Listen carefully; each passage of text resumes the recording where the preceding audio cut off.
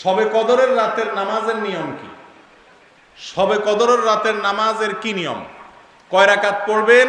প্রথম রাকাতে কোন সূরা পড়বেন, কতবার পড়বেন? দ্বিতীয় রাকাতে কোন সূরা পড়বেন, কত রাকাত পড়বেন? জানা আছে তো আপনাদের? জানা নাই?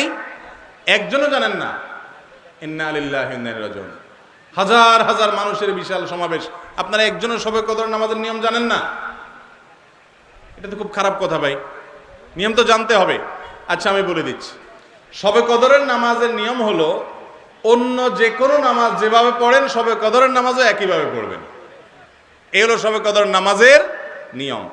এমন কোনো কথা নাই যে শবে কদরের নামাজে প্রথম রাকাতে সূরা ফাতিহার পর অমুক সূরা এতবার পড়তে হবে, দ্বিতীয় রাকাতে ততবার পড়তে হবে, এরকম কোনো কথা কোরআন হাদিসে, এগুলা মন গড়া বিভিন্ন সিস্টেম, বিভিন্ন পদ্ধতির কথা, বিভিন্ন আপনার বাজারে নামাজ শিক্ষার বই নামে অনেক বই আছে, সব বই না, কিছু কিছু বই আছে, এইসব বইতে শবে কদরের নামাজ এত রাকাত, প্রথম রাকাতের এই নিয়ম, দ্বিতীয় রাকাতের ওই নিয়ম, এরকম বিভিন্ন কথা বলা আছে। এগুলো সব ভিত্তিহীন, মন গড়া, এগুলো কোরআন হাদিসে নাই। কোরআন হাদিসে লাইলাতুল কদরে অন্য রাতের মতো আপনি নামাজ পড়বেন, একটু লম্বা সময় নিয়ে পড়বেন।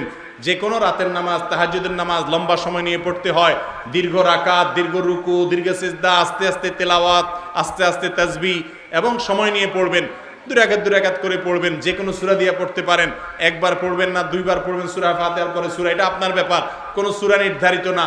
আপনি লাইলাতুল কদরের একটা জিনিস নির্ধারিত, সেটা হলো একটা দোয়া হাদিসে বর্ণিত হয়েছে, আম্মা জানা আয়েশা রাদিয়াল্লাহু তাআলা আনহাকে নবী করিম সাল্লাল্লাহু আলাইহি সাল্লাম শিক্ষা দিয়েছেন, তুমি যদি লাইলাতুল কদর পাও তাহলে দোয়া করবা। কি দোয়া?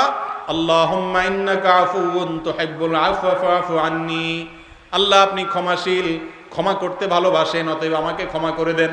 ক্ষমা করতে ভালোবাসেন, অতএব আমাকে ক্ষমা করে দেন।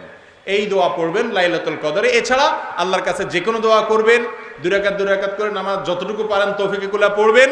কোনো সূরা কেরাত নিয়ম নির্ধারিত নাই, সারা রাত আপনি দোয়া করবেন, ইবাদত করবেন। আর এই শবে কদর পাওয়ার জন্য, শবে কদরের ইবাদতের আশায় রমজানের শেষ রাতে, শেষ 10 রাতের সবগুলোতে, বিশেষ করে বেজড়গুলোতে বেশি বেশি করে করবেন। শুধু 27 তারিখকেই করবেন, অন্যগুলোতে ঘুমাবেন। এটা সুন্নাহ সম্মত লাইলাতুল কদরের তালাশ নয়।